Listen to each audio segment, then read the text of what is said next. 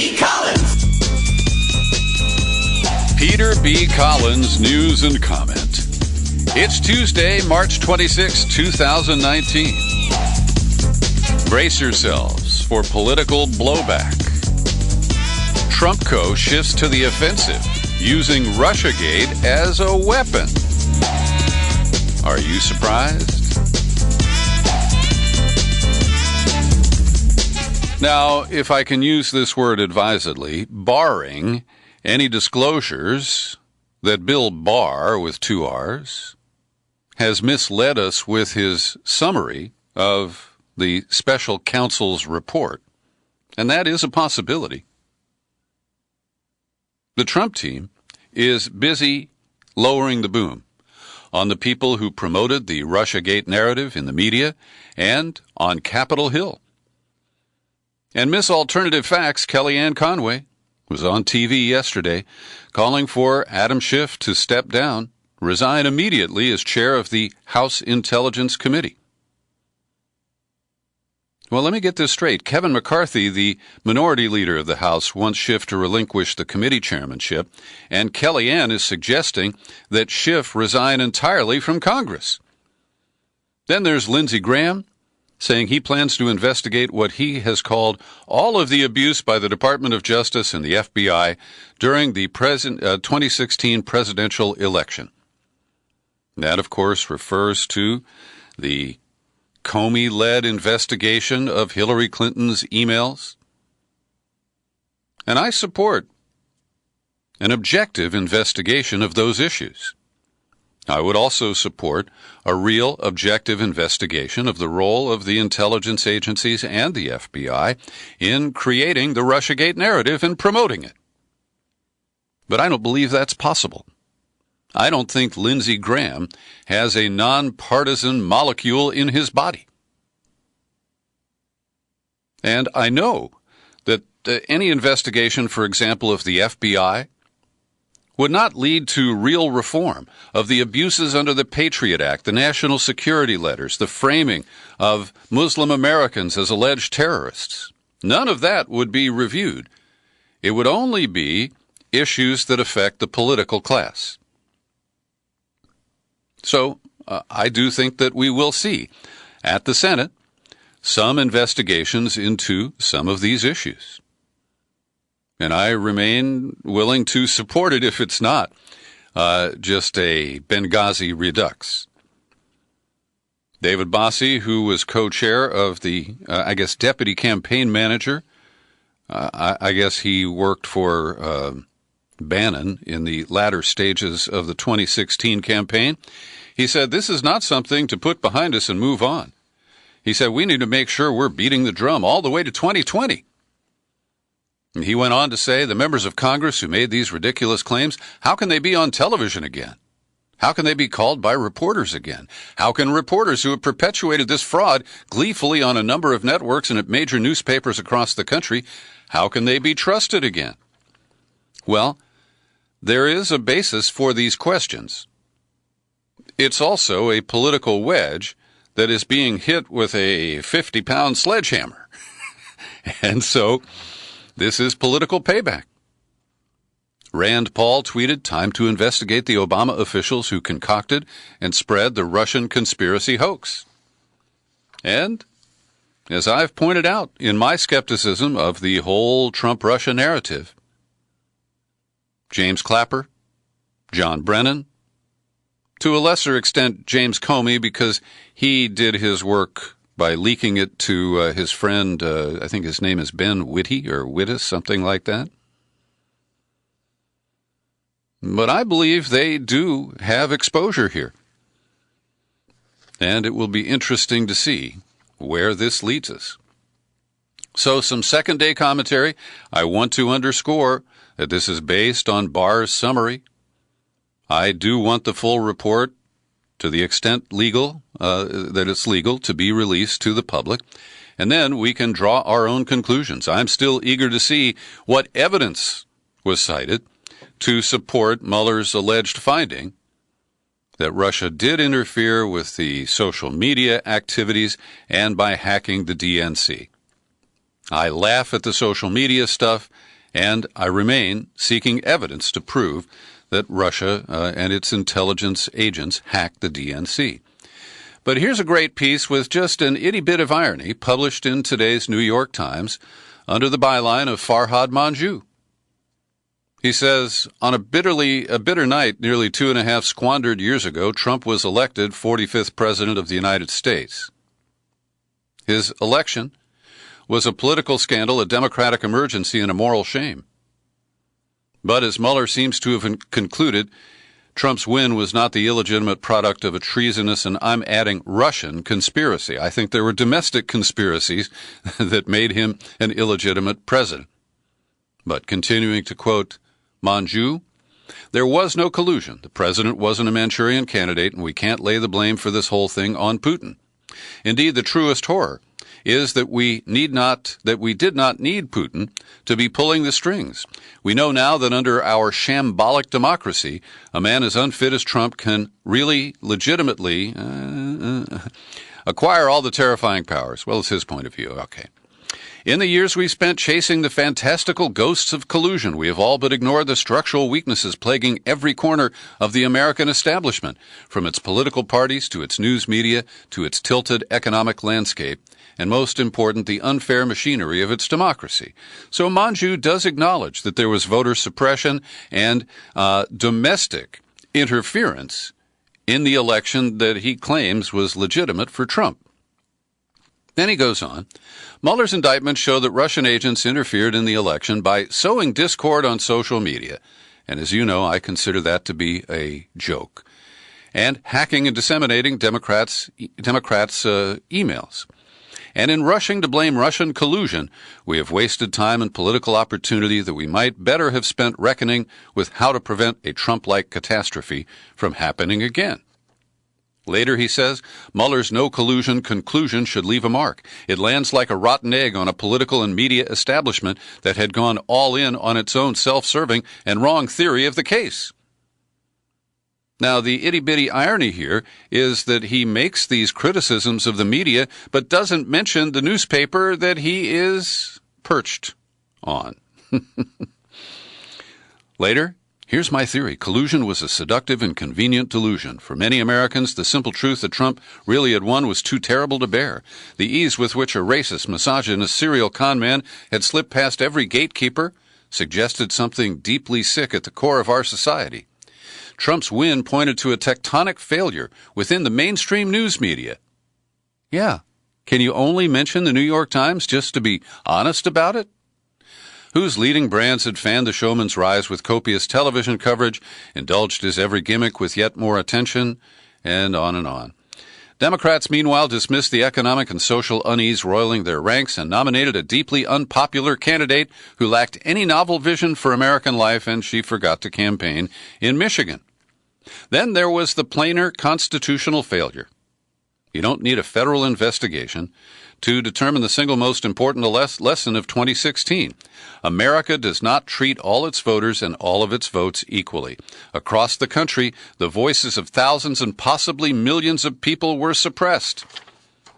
You are correct, Farhad. For many in the political and media establishment, he continues, the possibility of collusion offered moral expiation for collective complicity.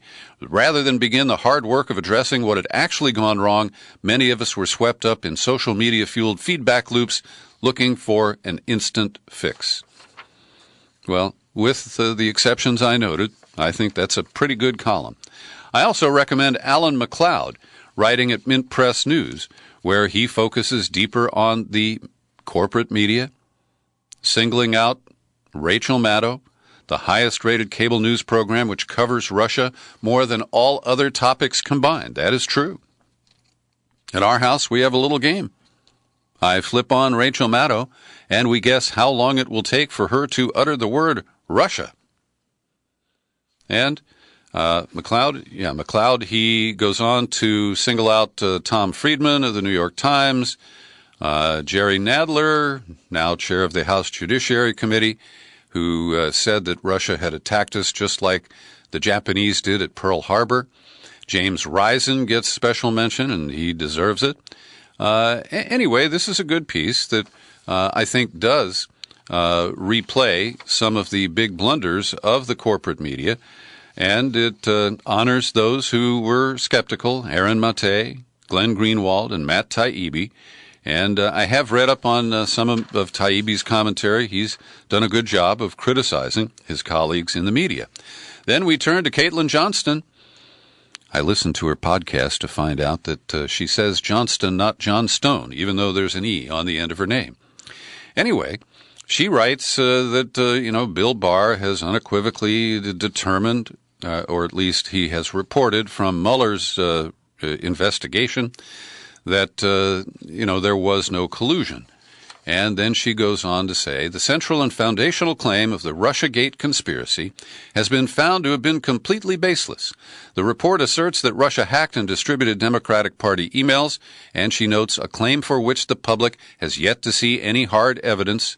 Right on, Caitlin, and didn't draw a conclusion on obstruction. Then she says, this is your life for the next 594 days, America. You can expect to hear over and over again that the president was victimized by over 2 years of a witch hunt that was complete and total fake news. And unfortunately, it will work because the claim is not unfounded. And she says, thanks, Rachel Maddow. Thanks, Adam Schiff, Maxine Waters, and Eric Swalwell. Thanks, CNN and MSNBC, Washington Post, and New York Times.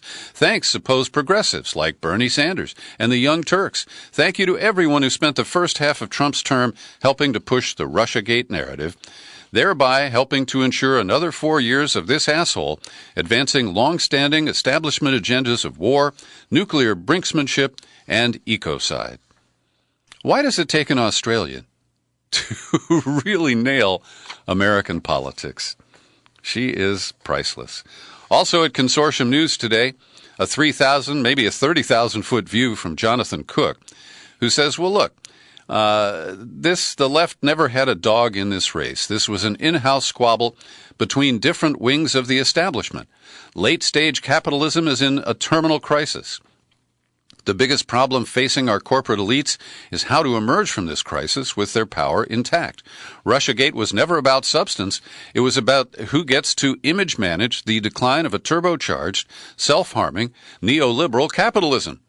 The leaders of the Democratic Party are less terrified of Trump and what he represents than they are of us and what we might do if we understood how they've rigged the political and economic system to their permanent advantage. To them, Russiagate may look like it was a failure, but it was actually a success. It deflected the left's attention from endemic corruption within the leadership of the party, for a 2-year period. He goes on, and I encourage you to read his screed because it's kind of in the vein of Chris Hedges, in my opinion. So the Democrats are eager, no, they are desperate to change the subject. And Trump has delivered what appears to be an answer to their Hail Mary.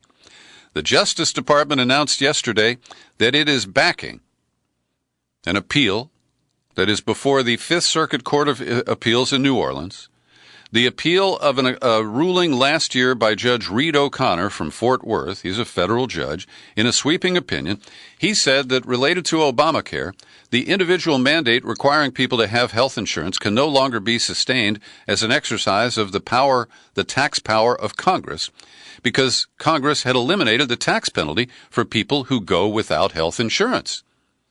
And accordingly, he said the individual mandate is unconstitutional and therefore the remaining provisions of the Affordable Care Act are also invalid. Now, I believe that there is a severability clause in Obamacare, the Affordable Care Act, and it basically says if one element is found unconstitutional, the rest of it is not affected. It could be that simple. But this is a political fight. And so, the Democratic leaders urged their colleagues to pivot, to focus on health care and other issues of greater concern than Russiagate. And while many want to continue to investigate Trump and the administration, Democrats are planning today to roll out new health care legislation, capitalizing politically from a new legal filing that I just referenced. And this is convenient. But as you know, I support Obamacare only to the extent that the Republicans want to kill it. To me, it is a very weak and flawed interim arrangement on the path to Medicare for all, for single payer. But I do understand that the Democrats have a fight to take on here, and that eliminating Obamacare without some substitute would be devastating to millions of Americans who are paying too much for too little coverage. But the alternative is even shittier coverage at the same, maybe lower rates, but I've never seen health insurance rates go down in my lifetime. And so those who have been supporting impeachment, including Maxine Waters, my outspoken friend from Los Angeles, said, well, it's only a few of us who've talked about impeachment. It's never been a caucus priority. Asked if she still supports impeachment, she says, well, I'm going to wait until we get this full report. So the Democrats are dialing back from Russiagate and shifting to the health care debate. And over the weekend, the New York Times ran a real sob story. I mean, I went through 3 or 4 tissues. I was in a boo-hoo mood for hours after I read this. It is a sob. They're saying nobody has really recognized that if we shift to Medicare for all, the private health insurance industry will be destroyed. And it employs 500,000 people. It covers 250 million Americans. Its company stocks are a staple in mutual funds that make up millions of Americans' retirement savings. So we have not properly considered the devastation that would occur if we end the predatory management of our health insurance by mostly for-profit concerns. And even the nonprofits play the game. They're not truly nonprofits or public interest organizations. So we're supposed to worry and feel sorry about the future of the insurance industry. And the article admits that almost all of these companies sell auto insurance, fire insurance, life insurance. They're not going to go away. They might have to scale back, and some of their prize employees may go to work for Medicare. But that was real yellow journalism in the New York Times, in your host's humble opinion. Well, yesterday it was a tag team in Washington that was abruptly ended as Benjamin Netanyahu had to rush back to Israel because of a couple of rockets fired from Gaza. But what we saw was a tag team of Trump and Netanyahu using the same strategy. Support Netanyahu's re-election by dividing Americans, sowing dissent and discord, like Russia was supposed to be doing. And here's a foreign power that is intervening in American politics. Trump, of course, with a flourish, signed his decree recognizing Israel's control over the Golan Heights. And I have a story here from BuzzFeed written by somebody under 40 who referred to it as a major reversal in long-held U.S. foreign policy, and that the area along Israel's northern border has long been disputed. Well, that understates it by incredible degrees, because Israel stole the Golan Heights in 1967.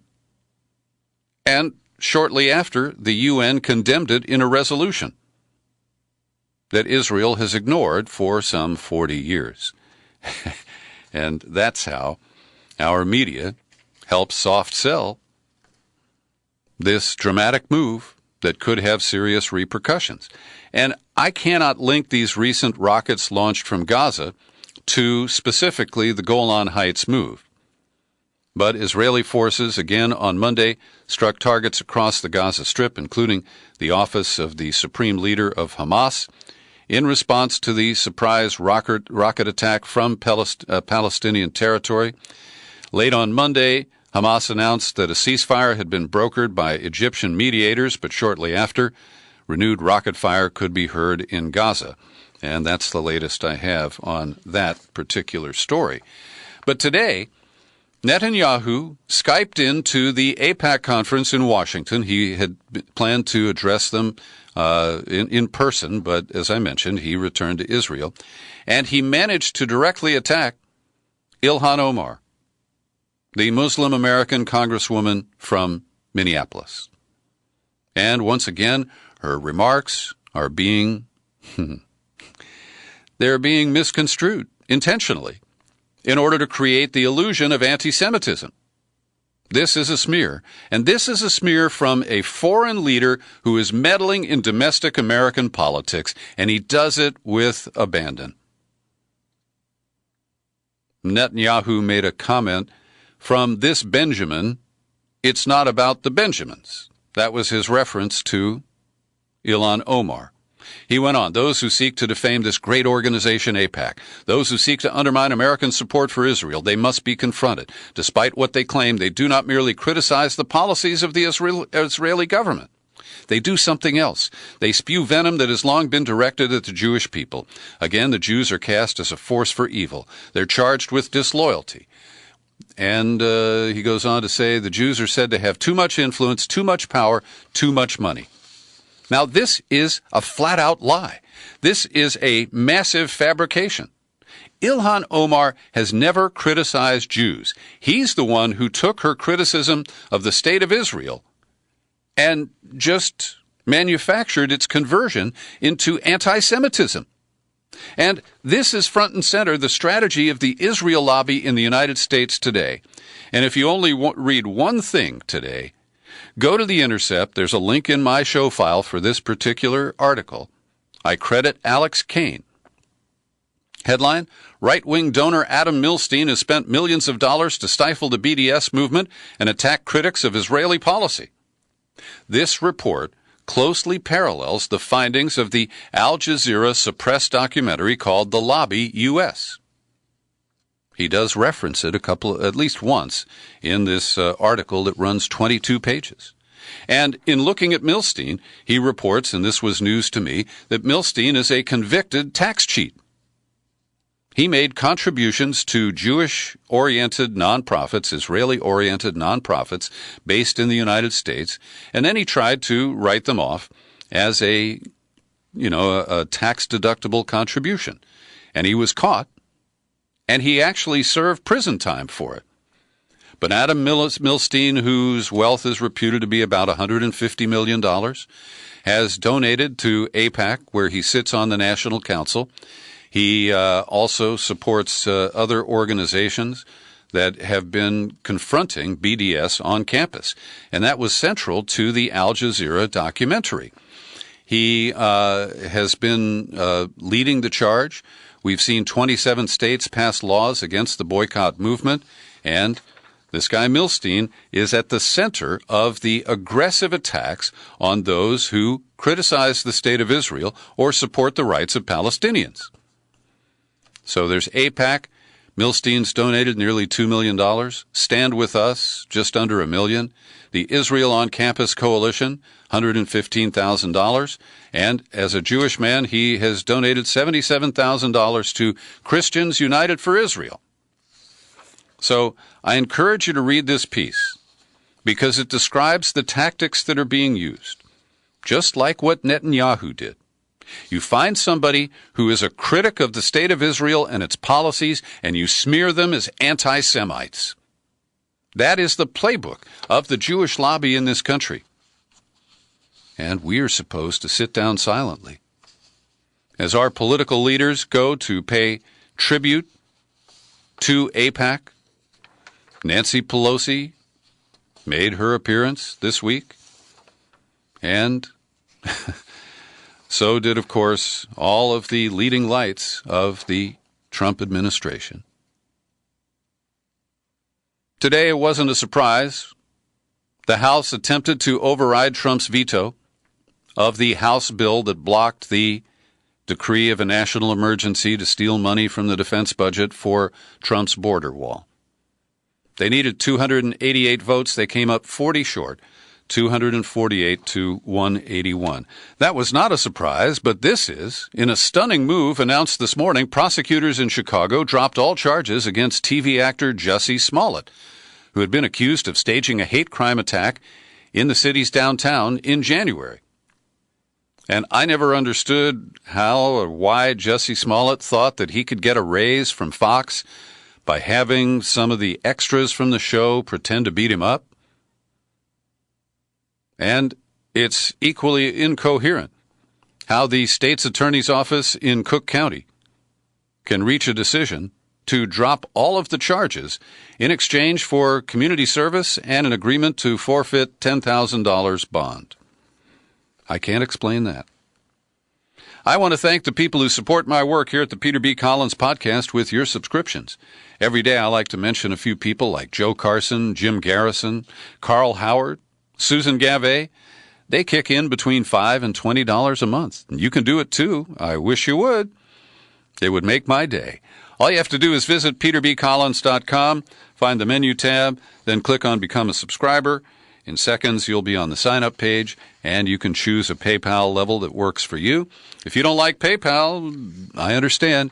You can address your correspondence and your contributions to Box 150, 660, San Rafael, California, 94915. And I still have 2 copies of Dr. Justin Frank's Trump on the Couch for the next 2 annual subscriptions that come in. Don't delay. Well, the Trump administration is defying the order of a federal judge to release a man named Adam Hassoun. He is a Palestinian-born computer programmer who lived in Florida. He served 15 years in prison as part of his alleged role in the case that involved Jose Padilla. And that was a whole mess back during the Bush administration. An American citizen who was given Gitmo treatment at the Navy brig in Charleston. They were so afraid that their maltreatment would be exposed that they took him to trial in criminal court, domestic courts, and he plea bargained and will never hear from Padilla again. But this man is a man without a country. After he completed his sentence, we tried to deport him, but Lebanon wouldn't take him. The Palestinian Authority said okay, but Israel and Jordan said no. And so, after he was in prison and had completed his sentence, they locked him up in an immigration place, and then a judge ordered him freed. But the Trump administration is saying, no, he still represents a threat, and we are going to keep him locked up without any authority. In our political prisoner file today, Kevin Gostola has an update on the awful treatment that Chelsea Manning is receiving. She is in the lockup in Alexandria, Virginia, in isolation, and she, of course, is refusing to testify before the grand jury investigating WikiLeaks. And her treatment is administrative segregation, which is solitary confinement, but the prison authorities deny that that is the case. And there's also an interesting dispatch from American journalist Cassandra Fairbanks. I've linked to the article in the show file for today's podcast. She went for a visit to Julian Assange. She had approval, the paperwork. She went to the Embassy of Ecuador in London, where she was locked in a room where Assange was denied entry because for the first time they said he had to submit to an electronic search. You know, they wanted to use one of those wands to examine him. Now, he lives in the embassy and can't leave. I do not understand why, when he moved from what is his bedroom to this conference room, they decided they had to pat him down. Anyway, Assange objected, and some of the argument that followed was caught by this journalist. It makes for an interesting story that shows that, in fact, Julian Assange is a political prisoner in London. Here in San Francisco, Lyft, which is the better of the 2 taxi-killing so-called ride-hailing applications, they plan to go public, offer shares to the public on Friday. But there's been an inconvenient development. 60 of their drivers appeared outside the hotel where the IPO discussions are taking place, and they protested, saying that the route to profit depends on squeezing the drivers and paying them even less money than they do now. And, of course, because they're independent contractors, they don't get any benefits, and this is a problem that's going to have to be resolved before Uber or Lyft can really perform for their presumed investors. Michael Avenatti, who came to fame defending Stormy Daniels, he is now a defendant himself, accused of extortion of the Nike shoe company. And we don't have enough information yet to determine whether this was simply a legal negotiation or whether he did drift into a territory of extortion. And the Wall Street Journal is reporting that his unnamed co-conspirator is super lawyer Mark Garagos. Now, these are guys who chase the cameras at all times, and I always have a bit of wariness of them. But it's fair to say that Avenatti could be on the receiving end of payback from Trump Co. So we will wait and see. And finally today, a Lithuanian man, Evaldas Rimasauskas, has pleaded guilty to wire fraud after he was indicted for scamming more than $100 million from Facebook and Google. Between 2013 and 2015, this guy sent a bunch of fake invoices to Facebook and Google. And Google paid $23 million based on these phony documents, and Facebook paid out $98 million. Wow. It's obvious these tech giants have way too much money, and they can't even keep track of it all. Thanks for listening to my daily news and comment podcast. You're free to share it widely, and you'll find it on YouTube. I remain Peter B. Collins. Happy trails to you until we meet again. Happy trails to you. Keep smiling.